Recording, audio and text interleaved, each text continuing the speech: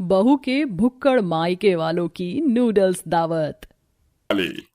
बाप रे बाप, नैना तुम्हारे मायके वाले तो एक नंबर के भुक्कड़ हैं। जी मैं क्या करूं, इसलिए मैं बुलाना नहीं चाहती थी, लेकिन यहाँ सबने जोर दिया। बहू के भुक्कड़ मायके वाले और नूडल्स मांगते हैं। करीब 4 घंटे बाद नूडल्स खाकर हटते हैं। ये देख बहू के ससुराल वाले अब कुछ नहीं कहते, फिर मायके वाले चले जाते हैं। 1 महीना गुजर जाता है कि एक बार फिर बहू के मायके वाले बिन बुलाए बहू के ससुराल आ जाते हैं और नूडल्स बनवाने की इच्छा जताते हैं। दीदी एक बार और अपने हाथ के नूडल्स की। हो गई मैं तैयार। कमबख्त ये साड़ी पहनने में भी नहीं होती। शादी से पहले मैं सूट सलवार में ही ठीक थी। ओहो, जल्दी से माँ जी के पास जाकर पूछती हूँ आज मुझे अपनी पहली रसोई में क्या क्या बनाना है। नैना तैयार होकर अपनी सास का आशीर्वाद लेती है और पूछती है, माँ जी आज मेरी पहली रसोई है, तो आप सबको क्या पसंद है बताइए, मैं क्या बनाऊं? अरे बहू, हम अपनी पसंद का खाना खाकर भी थक चुके हैं। वो पूड़ी कचौड़ी बनता है सबकी पहली रसोई में। मैं तुझसे ये नहीं बनवाना चाहती, तो कुछ ऐसा बना जो हमने कभी ना खाया। ऐसा कर तू अपनी पसंद का ही बना दे। मैं अपनी पसंद का खाना बना दूं? मुझे तो नूडल्स खाना बहुत पसंद है, पर आप सब ये कैसे खाएंगे? अच्छा ठीक है, तू बना ले, हम खा लेंगे। और दीपक को बता दे, वो तुझे नूडल्स बनाने का सामान लाकर दे देगा। जी माँ जी। नैना के कहने पर दीपक उसे नूडल्स बनाने का सारा सामान लाकर दे देता है और बहू कुछ ही देर में स्वादिष्ट नूडल्स बनाकर अपने ससुराल वालों के सामने परोस देती है। अरे वाह, खुशबू तो बहुत अच्छी आ रही है। पर बहू ये है क्या? मैंने तो ये चीज न कभी देखी है और ना ही कभी खाई है। पापा जी ये नूडल्स हैं, क्योंकि मम्मी जी ने कहा था कि मैं अपनी पहली रसोई में अपनी पसंद की चीज बनाऊं, तो इसीलिए मैंने नूडल्स बनाया है। अब आप लोग जल्दी से खाकर मेरी तारीफ कीजिए। बताइए कैसा बना है? खाइए ना दीपक जी, वरना ठंडा होने के बाद अच्छा नहीं लगेगा। हाँ हाँ ठीक है, खाता हूँ। वाह बहू, तूने तो बहुत अच्छा खाना बनाया है। मुझे तो पसंद आ गया तेरी पहली रसोई का खाना। अब तो संडे संडे इसे बना दिया करना, बड़े स्वादिष्ट हैं। हाँ बहू, मुझे भी।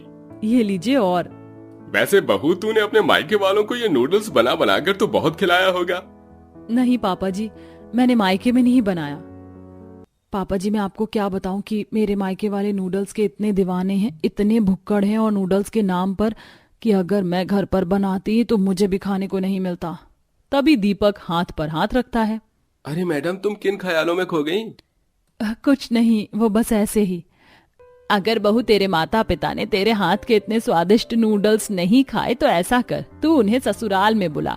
वैसे भी तेरी शादी के बाद वो पहली बार आएंगे ना यहाँ पर, तो हम उन्हें नूडल्स की दावत पर बुला लेते हैं। वो तेरे हाथ का नूडल्स खाकर बहुत खुश हो जाएंगे।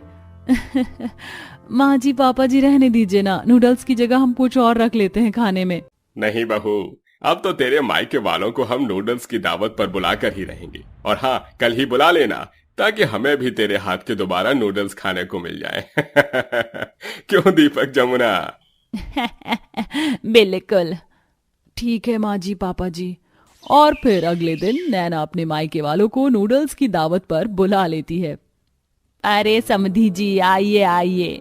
जी जी बिल्कुल।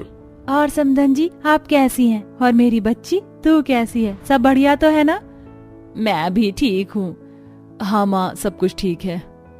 प्लीज माँ, आपको पता है ना मैंने आपको किस लिए बुलाया है। प्लीज अपना भुक्कड़पना मत दिखाइएगा, आराम से खाइएगा। हाँ ठीक है, अपनी माँ को मत सिखा, हम आराम से ही खाएंगे। और भैया भाभी, अनीशा, आप सब कैसे? आइए बैठ जाइए, नूडल्स लेकर आती हूँ। नैना सबको गर्मा गर्म खुशबू वाले नूडल्स परोस देती है। नूडल्स की दावत शुरू हो जाती है। ससुराल वाले 3-4 नूडल्स की चम्मच खाते हैं। इतने में भुक्कड़ मायके वाले अपनी अपनी प्लेट खत्म कर देते हैं। दीदी मेरे पे नूडल्स खत्म हो गए हैं, मुझे और नूडल्स दे दो ना। हाँ मुझे भी दीदी। और मुझे तो एक्स्ट्रा नूडल्स देना, मेरे भी ये बहुत फेवरेट हैं। तेरी तरह तू भी खा ले। नहीं, पहले आप सब खा लो। अरे आप सबने तो बड़ी जल्दी नूडल्स खत्म कर लिया, हम तो अभी खा ही रहे। बहू इन सबको और नूडल्स दो, आखिर हमारे समधी जी नूडल्स की दावत पर आए हैं, कोई कमी ना रह जाए। हाँ बिल्कुल। ये सुनकर नैना और नूडल्स परोस देती है। ससुराल वालों की पहली प्लेट खत्म नहीं हुई थी, वहीं दूसरी तरफ मायके वाले बार बार नूडल्स खाकर अपनी प्लेट साफ करते जा रहे थे। अरे नैना, जरा से नूडल्स क्या दे रही है, जरा और नूडल्स देना। अरे मुझे भी नूडल्स चाहिए बहन, और दे। और मुझे भी चाहिए। तभी नैना अपने मायके वालों को आंखों से इशारा करती है, लेकिन फिर भी मायके वाले नूडल्स भुक्कड़ की तरह खाते रहते हैं और भैया भाभी के तो मुंह पर नूडल्स भी लग जाते हैं, लेकिन बस उनका खाने पर ध्यान होता है। ये देख ससुराल वाले दंग रह जाते हैं। हे भगवान, बहू के मायके वाले तो एक नंबर के मुझे भुक्कड़ नजर आ रहे हैं। देखो तो कैसे नूडल्स पर नूडल्स खाए जा रहे हैं। हमारी पहली प्लेट चल रही है और इनकी। अजी ये देख मैं भी हैरान हूँ। जरा बहू की शक्ल देखिए, उसे कितनी शर्म आ रही है हमारे सामने। हाँ, मुझे पता है मम्मी जी पापा जी, आप ये नजारा देख हैरान हो। अरे बेटा और नूडल्स लेकर आना, अभी तो हमारा बिल्कुल भी पेट नहीं भरा। अब और नूडल्स नहीं है मम्मी, सब खत्म अब। मेरा मतलब माँ पापा, आप लोगों ने खा तो लिए, सारे नूडल्स तो खत्म हो गए। अच्छा, अरे अभी तो लगा था कि पेट भरना शुरू हुआ है, अभी तो हम और भी नूडल्स खा सकते हैं। ये क्या समझी जी, आपने तो हमें नूडल्स की दावत पर बुलाया था। आप ना ऐसा करो, हमें एक और बार बुलाओ, हमारा पेट नहीं भरा है। हाँ दीदी, मुझे भी और नूडल्स खाने का मन है, पर हम सब दोबारा आएंगे। आप कब बुला रही हैं? ओहो, इज्जत का सवाल है, अब तो बुलाना पड़ेगा दोबारा। अजी मैं बोलती हूँ, हाँ तो आप सब अगले हफ्ते फिर से नूडल्स की दावत पर हमारे घर आइएगा। हे भगवान, मेरे मायके वाले यहाँ पर नूडल्स की दावत पर आएंगे तब तो पता नहीं क्या करेंगे। अगली बार थोड़ा एक्स्ट्रा नूडल्स बना लूंगी ताकि मम्मी पापा ऐसी हरकत ना करें और मेरे भैया भाभी बहन भी ऐसे ही निकले। अच्छा जी, हम चलते हैं, राधे राधे। बहू के भुक्कड़ मायके वाले चले जाते हैं। माँ जी, मेरे मायके वालों की तरफ से मुझे माफ कर दीजिए। वो क्या है ना, उन्हें नूडल्स कुछ ज्यादा ही पसंद हैं। वो तो बहू हमें साफ दिख रहा था। बहू अपने ससुराल वालों के आगे शर्मसार हो जाती है। अगले हफ्ते फिर से बहू के भुक्कड़ मायके वाले नूडल्स की दावत पर पधारते हैं और वो इस बार भी ऐसे नूडल्स खा रहे थे जैसे जिंदगी में पहली बार नूडल्स देख रहे हो। वाह दीदी, इस बार तो आपने पिछली बार से भी ज्यादा अच्छी नूडल्स बनाए हैं, और लेकर आइए। मुझे भी बेटा, और चटनी जरूर देना इसके ऊपर डालने वाली। बाप रे बाप, नैना तुम्हारे मायके वाले तो एक नंबर के भुक्कड़ हैं। जी मैं क्या करूं, इसलिए मैं बुलाना नहीं चाहती थी, लेकिन यहाँ सबने जोर दिया। बहू के भुक्कड़ मायके वाले और नूडल्स मांगते हैं। करीब 4 घंटे बाद नूडल्स खाकर हटते हैं। ये देख बहू के ससुराल वाले अब कुछ नहीं कहते, फिर मायके वाले चले जाते हैं। 1 महीना गुजर जाता है कि एक बार फिर बहू के मायके वाले बिन बुलाए बहू के ससुराल आ जाते हैं और नूडल्स बनवाने की इच्छा जताते हैं। दीदी एक बार और अपने हाथ के नूडल्स की दावत करवा दीजिए, काफी समय बाद आए हैं, खिला दीजिए, बहुत याद आ रही थी आपकी। बेटा मुझे भी तेरी याद आ रही थी। नैना अपने ससुराल वालों की शक्ल देखती है, फिर बहू के सास ससुर उसे इशारे में हाँ करते हैं और बहू ढेर सारे नूडल्स बनाकर अपने मायके वालों को दावत देती है। नैना बहू, बुरा मत मानना, तेरे घर वाले शुरू से ऐसे ही हैं क्या, भुक्कड़ किस्म के नूडल्स खाने वाले? माँ पापा जी, इसलिए मैं आप सबको मना कर रही थी, पर आप लोगों ने मेरी बात नहीं मानी। इसलिए मैंने आज तक अपने मायके में इन्हें नूडल्स बनाकर नहीं खिलाया, क्योंकि मैं जानती थी एक बार नूडल्स खाना शुरू करते हैं तो खत्म करने का नाम ही नहीं लेते। नूडल्स खाकर मायके वाले चले जाते हैं। कुछ दिन बाद ससुराल के पड़ोसी वाले अपने बहू बेटे की रिसेप्शन पार्टी रखते हैं, जिसमें बहू के मायके वालों को भी जान पहचान थी। वो पार्टी में आते हैं तो कहते हैं, अरे गौतम जी, ये आपने कैसी पार्टी रखी है जहाँ खाने के लिए नूडल्स ही नहीं है? ये पूरी सब्जी तो सब पार्टी में होता है, आपने क्यों नहीं रखा? आप बनवा दीजिए, हमें तो वो बहुत पसंद है। पार्टी में मौजूद लोग गौतम के लिए बातें बनाने लगते हैं, जिससे गौतम शर्मसार होता है। अमरीश जी, आप मेरे गेस्ट हैं, मैं आपकी बहुत इज्जत करता हूँ, लेकिन आपको पार्टी में आकर ऐसे नहीं कहना चाहिए था। मैं अपनी मर्जी का कुछ भी रख सकता हूँ। मैं आप लोगों के खाने के लिए तो पार्टी नहीं रख रहा हूँ ना। आपने ठीक नहीं किया। अब आप सब साइड में होइए जरा। रवि, सुरेखा बेटा, तुम जरा पार्टी के गेस्ट संभालो, मैं आता हूँ। गौतम बहू के मायके वालों को लेकर ससुराल वालों के पास पहुंच जाता है, जो कि घर सामने ही था। अरे गौतम जी, हम आपकी पार्टी में ही आ रहे थे, आपने कष्ट क्यों किया? अरे कष्ट तो मुझे इतना हो रहा है ना, मैं आपको बता नहीं सकता। ये नैना बहू के मायके वाले हैं। मैं आप दोनों परिवार की बहुत इज्जत करता हूँ, लेकिन इन्होंने मेरी पार्टी में आकर मेरी ही इज्जत उतार दी। बताइए क्या करूं? कितने सारे लोगों के बीच इन्होंने मुझे कहा कि आपने दावत में नूडल्स की दावत नहीं रखी है। अरे सारे लोग मुझे ही देखने लगे। ऐसा कोई करता है क्या? माफ कीजिएगा गौतम जी, मैं क्या ही बोलूं। हाँ गौतम जी, माफ कर दीजिए, दोबारा ये लोग ऐसा नहीं करेंगे। आप लोग क्यों माफी मांग रहे हैं हमारी तरफ से? हाँ माँ, आपने बिल्कुल ठीक कहा। मेरे सास ससुर को माफी मांगने की कोई जरूरत नहीं है। अगर माफी मांगनी है तो आप सबको मांगनी है। आप थोड़ा सा भी सोचते क्यों नहीं है अपनी बेटी के बारे में? आपने मेरी इज्जत तो रखी नहीं मेरे ससुराल वालों के सामने, बस दूसरों की तरह बार बार आते गए और नूडल्स की दावत करते हैं। मेरे बारे में ना सोचा आपने, ना मेरे सास ससुर के बारे में। हमने कुछ नहीं कहा आपसे, लेकिन अब आपने बाहर भी ये सब करना शुरू कर दिया। क्यों? अगर आपको नूडल्स इतने ही अच्छे लगते हैं, इतनी ही दावत करनी है, तो प्लीज अपने घर तक रखिए ना। अपनी बेटी की बातें सुन मायके वालों को अपनी गलती का एहसास होता है और वो सबसे माफी मांगते हैं। नैना बेटा, समधी जी, गौतम जी, अरे आप सबको हमारे परिवार की वजह से जो मुश्किल उठानी पड़ी उसके लिए हम माफी चाहते हैं। दोबारा ऐसा कभी नहीं करेंगे, अपनी भूख को कंट्रोल करेंगे। हाँ ठीक है, हम चलते हैं। रात का अंधेरा होता है। चारों तरफ ठंडी ठंडी हवाएं चल रही थी। ऐसे काले अंधेरे और ठंडी हवाओं में एक मैदान के अंदर एक गरीब ससुराल बेसहारा बिना छत के बैठा हुआ था। माँ जी, आपकी तबीयत तो बिगड़ती ही जा रही है। आपको तो तेज बुखार भी हो रहा है। हाँ, लगता है बहू, मेरा अब समय आ रहा है। मैं अब जीने वाली नहीं हूँ। बस मुझे इस जीवन से मुक्ति मिल जाए। माँ जी, आप ये कैसी बातें कर रही हो? आपको कुछ नहीं होगा, मैं आपको कुछ नहीं होने दूंगी। तभी अनामिका का बेटा विपुल से कहता है, माँ, मुझे बहुत जोरों से ठंड लगी है और बहुत जोरों से भूख भी लगी है। आजा बेटा, मैं तुझे अपने पल्लू में ले लेती हूँ। रही बात खाने की, तो देखो किसी ने भी कुछ भी नहीं खाया है, लेकिन थोड़ी देर रुक जाओ, मैं खाने का इंतजाम करने की कोशिश करूंगी। मुझे पता है भूख से सबकी हालत खराब हो रखी है। माँ की दवाई नहीं आई है, उनकी हालत और बिगड़ती जा रही है। हे भगवान, ये सब क्या हो रहा है? हौसला रखो अजय, भगवान ने चाहा तो सब कुछ ठीक हो जाएगा। बस ऊपर वाले पर थोड़ा सा भरोसा रखो। अनामिका अपने बिना छत वाले ससुराल में यानी उस मैदान में ही 4 लकड़ियां इकट्ठी करती है और ईंटों से चूल्हा बनाकर तैयार करती है। अनामिका अपने कंगन उतार कर देते हुए कहती है, अजय, ये तुमने मुझे पहली एनिवर्सरी पर दिए थे। ऐसे तो ये कड़े जान से भी प्यारे हैं मेरे लिए, लेकिन अभी परिवार की मजबूरियां बहुत महत्वपूर्ण हैं। इन्हें बेच दो और कुछ खाने को ले आओ।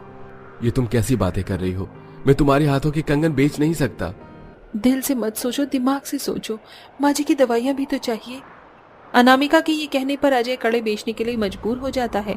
आखिरकार ऐसा क्या हो गया था जो अनामिका का गरीब ससुराल बिना छत के मैदान में पड़ा था और उन्हें इतनी परेशानियों का सामना करना पड़ रहा था। वहीं दूसरी तरफ बेचारी और उर्मिला, वो तो अपनी आखिरी सांसें ही ले रही थी। वो जीवित भी होगी या नहीं, लेकिन ये सब क्यों हुआ और कैसे हुआ, चलिए ये जानने के लिए कहानी में थोड़ा सा पीछे चलते हैं। क्या बात है माँ जी, आपके ऊपर तो ये साड़ी बहुत सुंदर लग रही है। शुक्रिया बहू, तुम हमेशा मेरी तारीफ करती हो, तुम बहुत अच्छी हो। ये सब तो ठीक है माँ जी, लेकिन अभी तक अजय जी आए ही नहीं, कहाँ रह गए? तेरे गांव वाले मुरली चाचा को बस स्टॉप पर लेने गया है अजय, बस थोड़ी देर में आता ही होगा। उर्मिला के ये कहने के बाद ही अजय बड़ी सी गाड़ी से बाहर निकलता है और साथ में मुरली चाचा भी होते हैं।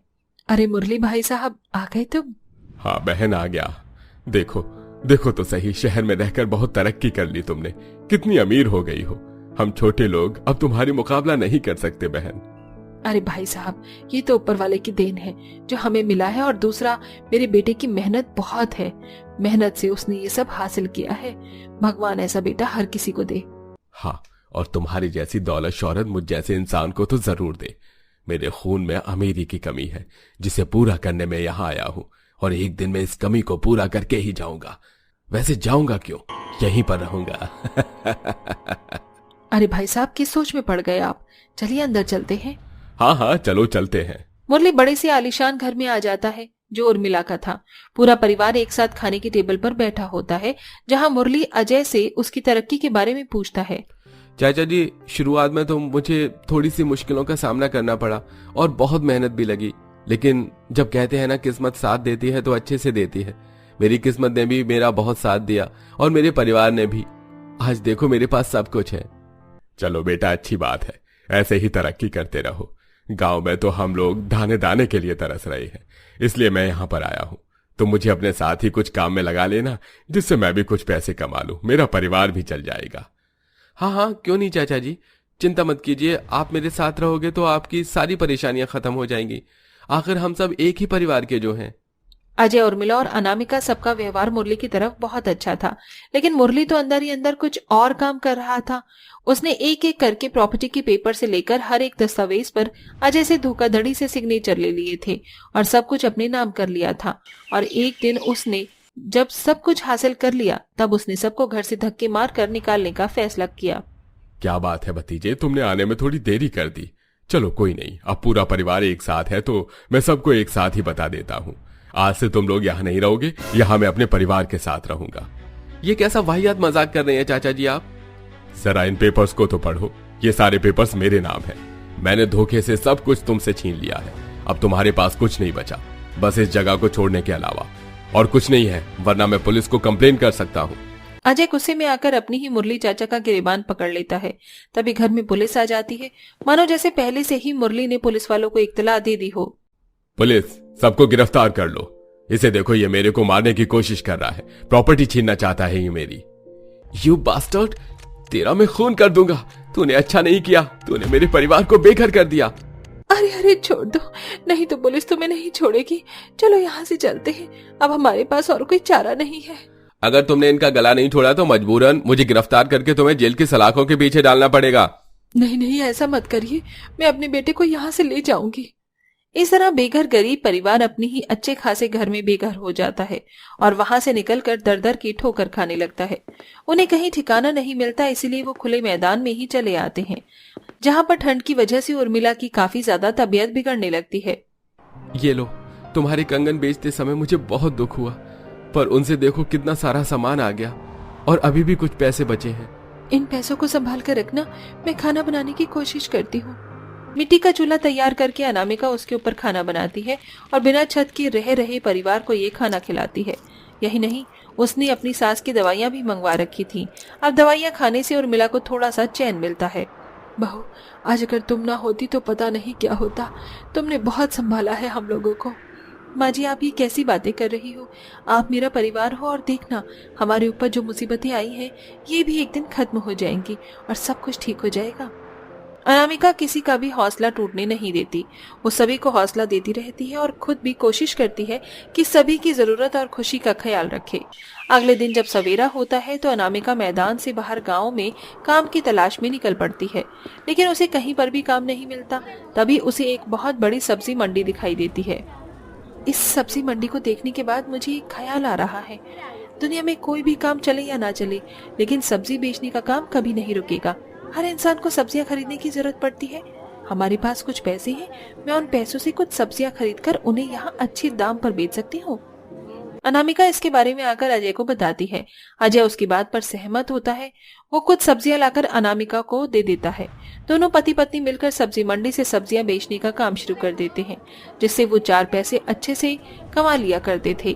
धीरे धीरे वो अपने लिए एक किराए का मकान खरीदते हैं, जहाँ थोड़ी ठंड से बचाव हो जाती है। चलो, हमें अब छत तो मिली। हमें माँ जी का इलाज किसी अच्छे हॉस्पिटल में करवाना चाहिए, क्योंकि उनकी तबीयत अभी ठीक नहीं है। तुम बिल्कुल सही कह रही हो। वो दोनों उर्मिला को एक अस्पताल में भर्ती करते हैं।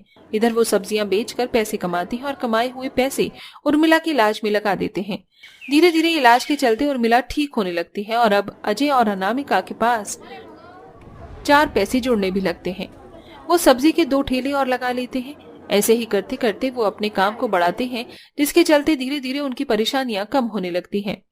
एक समय ऐसा था जब हमारे सर पर छत भी नहीं थी और हमने बहुत बुरे दिन देखे, लेकिन इससे हमें ये सबक मिला कि हम हर किसी अपने के लिए ऊपर भरोसा भी नहीं कर सकते, चाहे अपना हो चाहे पराया हो।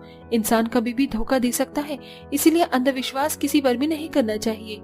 तुमने बिल्कुल सही कहा। आज के बाद मैं इस तरह अंधविश्वास किसी पर भी नहीं करूंगा, फिर चाहे वो अपना ही क्यों ना हो। और एक दिन मुरली चाचा को भी सबक सिखाऊंगा। जो उन्होंने मेरे साथ किया है वो बिल्कुल भी ठीक नहीं किया। हाँ हाँ, क्यों नहीं। वैसे अब हमारी लाइफ पहले की तरह ठीक हो गई है। मुझे इसी बात की सबसे ज्यादा खुशी है। वो कहते हैं ना, अंत में सब कुछ ठीक हो ही जाता है। कहते हैं ना, मेहनत करने वालों की कभी हार नहीं होती। जैसा कि हमारी कहानी के इस परिवार के साथ हुआ, जिन्होंने सब कुछ खो देने के बाद भी अपनी मेहनत के बलबूते दोबारा एक ऊंचा मुकाम हासिल किया। तो दोस्तों, कैसी लगी आपको हमारी ये कहानी? हमें कमेंट में जरूर बताएं।